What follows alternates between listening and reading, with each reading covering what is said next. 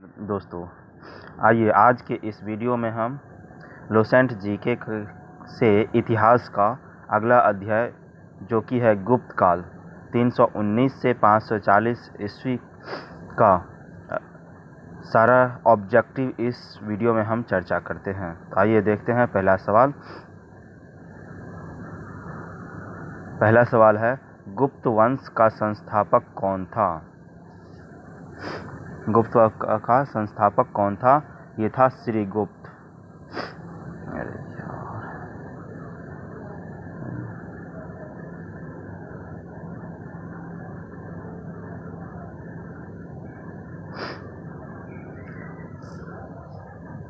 Next अगला सवाल है, गुप्त किसके सामंत थे? गुप्त किसके सामंत थे? ये थे कुषाणों के सामंत। गुप्त वंश के किस शासक ने सर्वप्रथम महाधिराज की उपाधि धारण की? ये क्या था? चंद्रगुप्त एक ने। अगला सवाल है, सूची 1 को सूची 2 के साथ सुमेलित कीजिए। इसका है सूची 1 में प्रयाग इलाहाबाद प्रशस्ति अभिलेख, ये किसने बनवाया था? ये समुद्रगुप्त ने बनवाया था।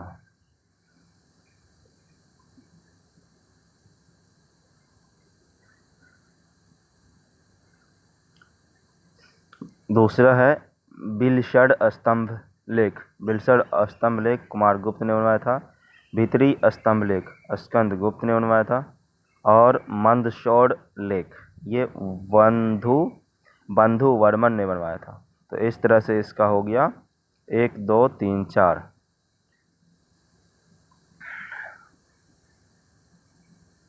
1 2 3 4 ऑप्शन नंबर ए में है, तो आंसर हो जाएगा ए। अगला सवाल है, गुप्त शासन के दौरान निम्नलिखित में ऐसा कौन व्यक्ति था जो एक महान खगोल विज्ञानी और गणितज्ञ था? तो ये था आर्यभट्ट।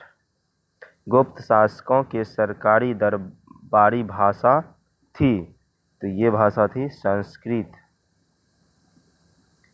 अगला सवाल है, इतिहासकार V.A. स्मिथ ने किसकी विजयों से प्रभावित होकर उसे भारत का नेपोलियन कहकर पुकारा? ये समुद्रगुप्त को।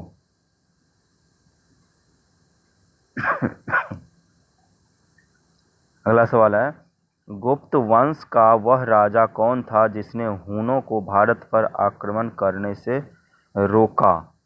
तो ये था स्कंदगुप्त। स्कंदगुप्त ने भारत पर आक्रमण करने से रोका। गुप्त राजवंश किस लिए प्रसिद्ध था? कला एवं स्थापत्य के लिए। कला एवं स्थापत्य के लिए गुप्त राजवंश प्रसिद्ध था।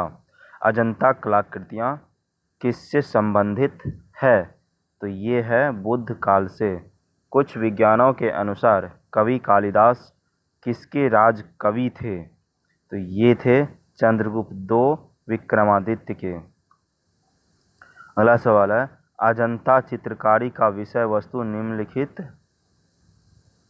में किससे संबंधित है? तो ये है बौद्ध धर्म से। अजंता चित्रकारी का विषय वस्तु बौद्ध धर्म से संबंधित है। अगला सवाल है, उत्तर गुप्त काल में जो विश्वविद्यालय प्रसिद्ध हुआ वह था नालंदा विश्वविद्यालय। एरन अभिलेख का संबंध किस शासक से है? तो ये है भानुगुप्त से।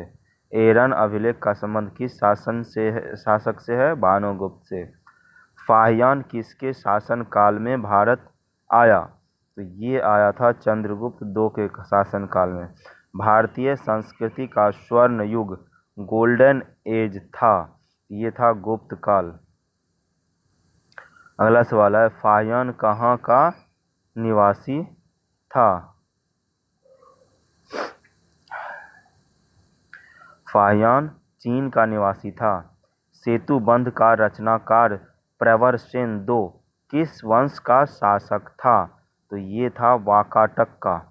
किस गुप्तकालीन शासक को कविराज कहा गया? तो ये कहा गया था समुद्रगुप्त को। समुद्रगुप्त को कविराज कहा गया था? स्कंदगुप्त को किस स्तंभ लेख में सक्रोपम कहा गया?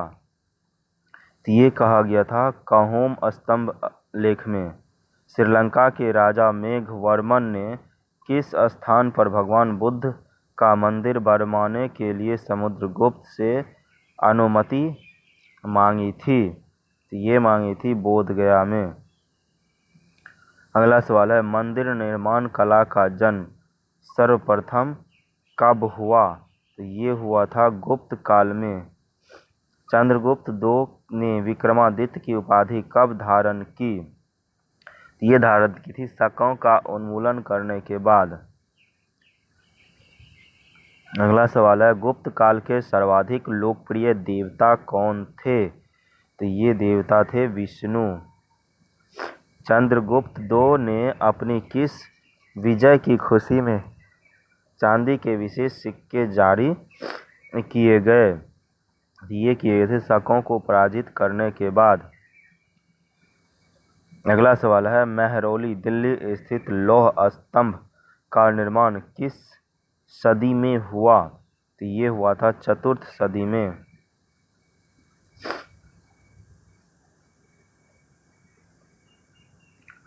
अगला सवाल है, फाहियान और हेनसांग ने डैश के राज्यों को देखा? तो ये देखा था चंद्रगुप्त, विक्रमादित्य एवं हर्षवर्धन क्रमशः। अगला सवाल है, धनवंतरी थे। धनवंतरी क्या थे? चंद्रगुप्त विक्रमादित्य के राज दरबार के नवरत्न में से एक, जो कि प्रसिद्ध चिकित्सक थे। गुप्तकालीन शासन प्रणाली किस प्रकार की थी?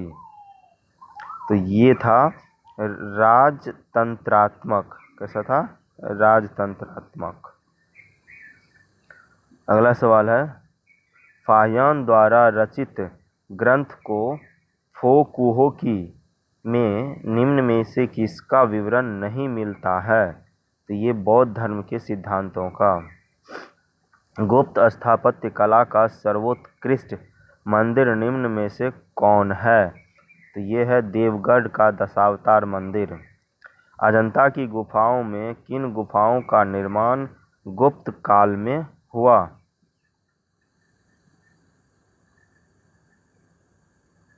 किन गुफाओं का निर्माण गुप्त काल में हुआ? 16, 17 एवं 19। अगला सवाल है, अमरकोश के लेखक अमर सिंह किस शासक के दरबार से जुड़े थे? तो ये था चंद्रगुप्त II के दरबार से। अगला सवाल है, गुप्त संवत 319 से 320 को प्रारंभ करने का श्रेय किसे दिया जाता है? तो ये दिया जाता है चंद्रगुप्त I को। चंद्रगुप्त I ने गुप्त संवत का प्रारंभ किस उपलक्ष्य में किया? तो ये किया था अपने राज्यारोहण के स्मारक के रूप में। अगला सवाल है, प्रयाग प्रशस्ति अभिलेख का लेखक हरिसेन किस शासक का दरबारी कवि था? तो ये था समुद्रगुप्त का। अगला सवाल है, गुप्त काल को प्राचीन भारत का क्लासिकल युग क्यों कहा जाता है? क्योंकि कला व साहित्य के क्षेत्र के अपने चरमोत्कर्ष पर पहुंचने के कारण। अगला सवाल है, सारनाथ के धमेख स्तूप का निर्माण किस काल में हुआ? तो ये हुआ था गुप्त काल में। अगला सवाल है, गुप्त काल की सोने की मुद्रा को कहा जाता है? सोने की मुद्रा को दीनार कहा जाता है। कुमार संभव महाकाव्य किस कवि ने लिखा? तो ये लिखा था कालिदास ने। नालंदा विश्वविद्यालय की स्थापना का युग है? तो इसका युग है गुप्त युग। गुप्त युग में भू राजस्व की दर थी उपज का 6ठा भाग। अगला सवाल है, नगरों का क्रमिक पतन किस काल की एक महत्वपूर्ण विशेषता थी? ये गुप्त काल की। किस वंश के शासकों ने मंदिरों एवं ब्राह्मणों को सबसे अधिक ग्राम अनुदान में दिया था? ये दिया था गुप्त वंश ने। किस वंश के शासक ने मंदिरों एवं ब्राह्मणों को सबसे अधिक ग्राम अनुदान में दिया? गुप्त वंश के शासक ने। अगला सवाल है, दिल्ली के महरौली के कुव्वत उल इस्लाम मस्जिद के प्रांगण में स्थित प्रसिद्ध लौह स्तंभ किसकी स्मृति में है? तो ये है चंद्र की स्मृति में। कालिदास द्वारा रचित महाविकाग्निमित्र नाटक का नायक था? तो ये था अग्निमित्र। अगला सवाल है, समुद्रगुप्त की सैनिक उपलब्धियों का वर्णन उसके किस अभिलेख में मिलता है? तो ये मिलता है प्रयाग के अभिलेख में। अगला सवाल है, निम्न में किस काल में स्त्रियों की पुरुषों से बराबरी की थी? तो ये किया था गुप्त काल में। कौन सा राजवंश हूनों के आक्रमण से अत्यंत विचलित हुआ? तो ये हुआ था गुप्त वंश में। निम्नलिखित में कौन सा नाटक कालिदास ने नहीं लिखा था? ये जानकी हरण ये कालिदास ने नहीं लिखा था। बाकी मालविकाग्निमित्र, अभिज्ञान शाकुंतलम और विक्रमोर्वशीयम ये तीन नाटक कालिदास ने लिखा था। अगला सवाल है, अजंता गुफाओं के सरीखी जैसी गुफाएं मध्य प्रदेश में कहाँ है? तो ये है बाघ धार में। अगला सवाल है, गुप्त वंश ने डैश अवधि में शासन किया? तो ये किया था 319 से 350 ईस्वी में। अगला सवाल है, बाल विवाह की प्रथा आरंभ हुई? ये बाल विवाह की प्रथा कब आरंभ हुई? तो ये हुआ था गुप्त काल में। सोने के सर्वाधिक सिक्के किस काल में जारी किए गए? ये किया गया था गुप्त काल में। यूरोपीय भाषा में अनुवादित प्रथम भारतीय ग्रंथ कौन सा है? तो ये है अभिज्ञान शाकुंतलम। सती प्रथा का पहला उल्लेख कहाँ से मिलता है? तो ये मिलता है एरन अभिलेख से।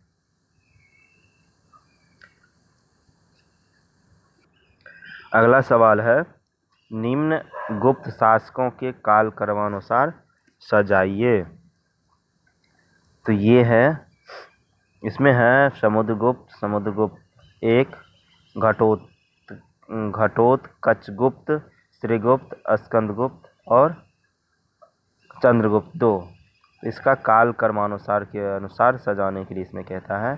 तो पहला है श्रीगुप्त, दूसरा है घटोत्कचगुप्त, तीसरा है चंद्रगुप्त एक, इसके बाद है समुद्रगुप्त, इसके बाद है चंद्रगुप्त दो और फिर है स्कंदगुप्त। तो इस तरह से हमारा आंसर हो जाता है ऑप्शन नंबर डी, यानी 4, 3, 2, 1, 6, 5। अगला सवाल है, गुप्तकालीन सिक्कों का सबसे बड़ा ढेर कहाँ से प्राप्त हुआ? ये प्राप्त हुआ था बयाना भरतपुर से। अगला सवाल देखते हैं। अगला सवाल है, किस गुप्त शासक को नालंदा विश्वविद्यालय का संस्थापक माना जाता है? तो ये माना जाता है कुमारगुप्त एक को। अगला सवाल है, कथन ए और कथन आर। कथन ए में कह रहा है, प्राचीन भारत में सामवर्ती व्यवस्था फेडरल सिस्टम का अभ्युदय सैनिक अभियानों में देखा जा सकता है। ठीक है, ये सही है। दूसरा है कथन है गुप्त काल में सामंती अवस्था का पर्याप्त विस्तार हुआ था, तो ये गलत है। तो इस तरह से आंसर हो जाएगा ए और आर दोनों सही है, किंतु आर ए की सही व्याख्या नहीं करता है। दूसरा नेक्स्ट सवाल है, गुप्त काल में उत्तर भारतीय व्यापार निम्नलिखित किस एक पत्तन में संचालित होता था? तो ये होता था ताम्रलिप्ति में। अगला सवाल है, गुप्त शासकों द्वारा जारी किए गए चांदी के सिक्के कहलाते थे, तो चांदी के सिक्के रूपक कहलाते थे। अगला सवाल है, सूची 1 और सूची 2 को सुमेलित कीजिए और सूचियों के नीचे दिए गए कूट का प्रयोग करके सही उत्तर का चयन कीजिए। तो पहला है विशाखा दत्त। विशाखा दत्त एक नाटक है। दूसरा है बड़ा मिहिर। बड़ा मिहिर का है बड़ा मिहिर एक खगोल विज्ञान थे। चरक एक चिकित्सा थे और ब्रह्मगुप्त एक गणित। तो इस तरह से आंसर हो जाएगा हमारा 2 3 1 4। 2 3 1 4 ऑप्शन नंबर सी में है। अगला सवाल है, चंद्रगुप्त के काल में विद्या, कला व साहित्य का महान केंद्र कौन सा था? तो इसका था उज्जैन। कहाँ? उज्जैन। कालिदास की किस कृति की गिनती विश्व की 100 प्रसिद्ध साहित्यिक कृतियों में होती है? तो ये होती है अभिज्ञान शाकुंतलम। अगला सवाल है, वर्तमान गणित में दशमलव प्रणाली आविष्कार का श्रेय निम्न में से किस युग को है? तो ये है गुप्त युग को। निम्नलिखित में से कौन सा गुप्त वंश के पतन का कारण नहीं था? यहाँ पर नहीं पूछ रहा है। तो स्कंदगुप्त के बाद केंद्र की शक्तियों का दुर्बल होना ये तो कारण था। हुनों का आक्रमण ये भी था। प्रांतीय शासकों का विद्रोह ये भी था। सत्ता के निर्माण के लिए आंतरिक कलह ये नहीं था। तो आंसर हो जाएगा ऑप्शन नंबर डी। अगला सवाल है, निम्नलिखित में से किस गुप्त शासक ने अपने सिक्कों पर अपने ही वीणा बजाते हुए आकृति में अंकित करवाया है? तो ये करवाया था समुद्रगुप्त ने। अगला सवाल है, वह प्रथम भारतीय विद्वान कौन था जिसने गणित को एक पृथक विषय के रूप में स्थापित किया? तो ये किया था आर्यभट्ट ने। गुप्तकालीन पुस्तक नवनीतकम का संबंध है? ये है चिकित्सा से। अगला सवाल है, तांबा का सिक्का जारी करने वाला पहला गुप्त शासक कौन था?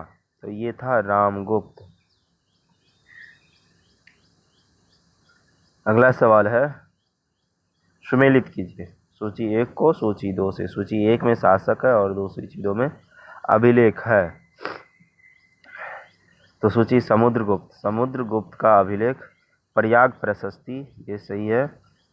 समुद्रगुप्त 2 महरौली लोह स्तंभ लेख ये भी सही है। स्कंदगुप्त भीतरी स्तंभ लेख ये भी सही है। ब्रह्मगुप्त पहाड़पुर ताम्रपत्र ये भी सही है। तो इस तरह से हमारा आंसर हो जाएगा ए। अगला सवाल है, सुमेलित कीजिए मुद्रा के प्रकार और शासक। मुद्रा के प्रकार और शासक। तो इसमें है कुमार देवी प्रकार समुद्रगुप्त 1 का प्रकार था। वीणा वादन प्रकार कुमार देवी था चंद्रगुप्त फर्स्ट। वीणा वादन का प्रकार समुद्रगुप्त का। चक्र विक्रम प्रकार चंद्रगुप्त 2 और कीर्ति के प्रकार कुमारगुप्त 1। इस तरह से आंसर हो जाएगा ऑप्शन नंबर ए। अगला सवाल है, सुमेलित कीजिए। इसमें शासक और उपाधि है। शासक और उपाधि। चंद्रगुप्त एक को महाधिराज की उपाधि प्राप्त थी। समुद्रगुप्त को अश्वमेघ पराक्रम की उपाधि थे और चंद्रगुप्त दो को परम भागवत की उपाधि प्राप्त था और स्कंदगुप्त को स्कोपम का। तो इस तरह से आंसर हो जाएगा डी। नेक्स्ट फिर है सूची 1 को सूची 2 के साथ सम्मिलित कीजिए। इसमें शासक और उसकी पत्नी। तो चंद्रगुप्त एक की पत्नी थी कुमार देवी लिच्छवी। रामगुप्त की पत्नी थी ध्रुव देवी। समुद्रगुप्त की पत्नी दत्ता देवी और रुद्रसेन दो की पत्नी प्रभावती गुप्त। तो आंसर हो जाएगा ऑप्शन नंबर ए। अगला सवाल है किस गुप्त शासक ने दक्षिणापथ में स्थित 12 राज्यों पर धर्म विजय की? तो ये किया था समुद्रगुप्त ने। अगला सवाल है सर्व राज्योच्छेदता सभी राजाओं को उखाड़ फेंकने वाला की उपाधि किसने धारण की? ये धारण किया था समुद्रगुप्त ने।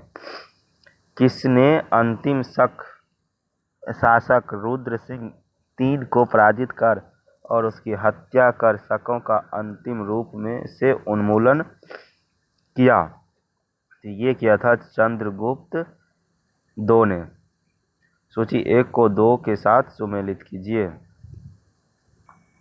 सूची 1 में रचनाकार है और सूची 2 में रचना है। तो आर्यभट्ट की रचना आर्यभट्टीय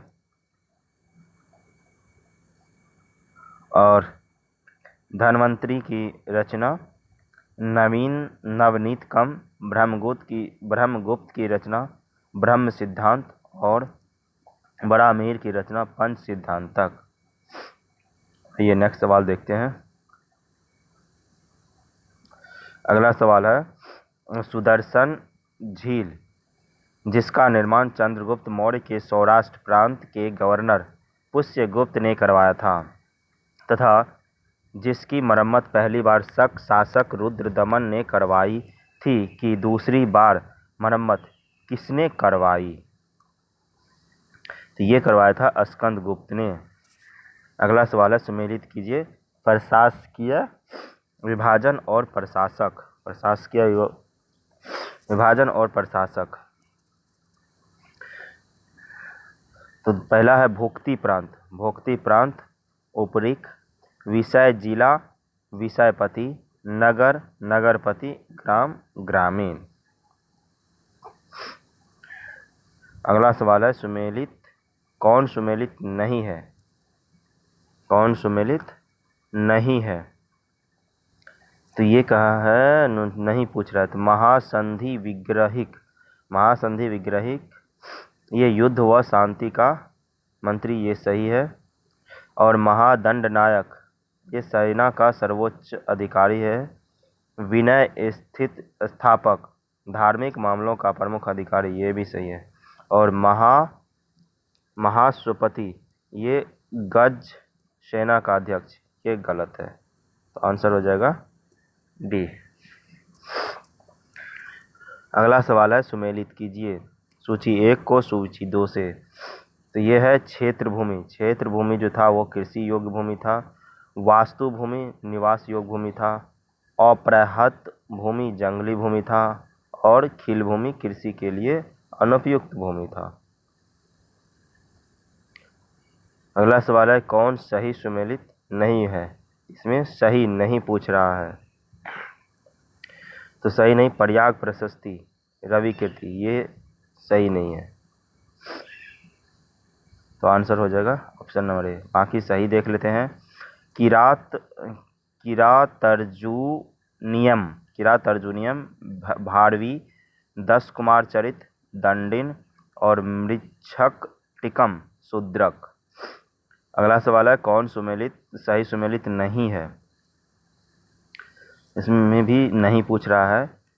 तो वाग्भट अष्टांग हृदय, ये सही है। कामंदक नीतिसार, ये भी सही है। और विशाखा दत्त मुद्रा राक्षस, ये भी सही है। भर्तृहरि मेघदूत, ये गलत है। तो आंसर हो जाएगा ऑप्शन नंबर डी। अगला सवाल है सूची 1 को 2 से सुमेलित कीजिए। सूची 1 को सूची 2 से सुमेलित कीजिए। तो ये है श्रेष्ठी। श्रेष्ठी क्या था? साहूकार। सार्थवाहक व्यापारी। कुलिक शिल्पी और कारीगर। और कायस्थ, कायस्थ एक लेखक। तो इस तरह से आंसर हो जाएगा ऑप्शन नंबर ए।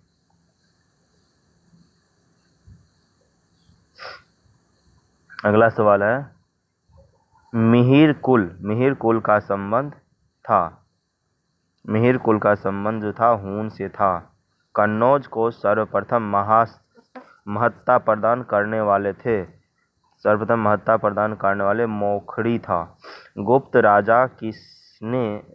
राजा जिसने विक्रमादित्य की पदवी ग्रहण की थी वो था चंद्रगुप्त द्वितीय।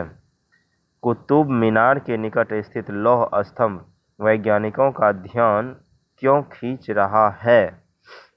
क्योंकि उसकी जंग रोधकता के कारण, इसलिए जंग रोधकता के कारण। अगला सवाल है, प्राचीन भारत में गुप्त काल से संबंधित गुफा चित्रांकन के केवल 2 उदाहरण उपलब्ध है। उनमें से एक अजंता की गुफाओं में किया गया चित्रांकन है। गुप्त काल के चित्रांकन का दूसरा अवशिष्ट उदाहरण किस स्थान पर उपलब्ध है? तो ये था बाघ गुफाएं। पुंड्रवर्धन भुक्ति प्रांत अवस्थित थी। तो ये कहाँ अवस्थित थी? उत्तर बंगाल में। कहाँ पर? उत्तर बंगाल में। दोस्तों इसका आंसर यहाँ पर ये दिया हुआ है। तो इस वीडियो में इतना ही। धन्यवाद।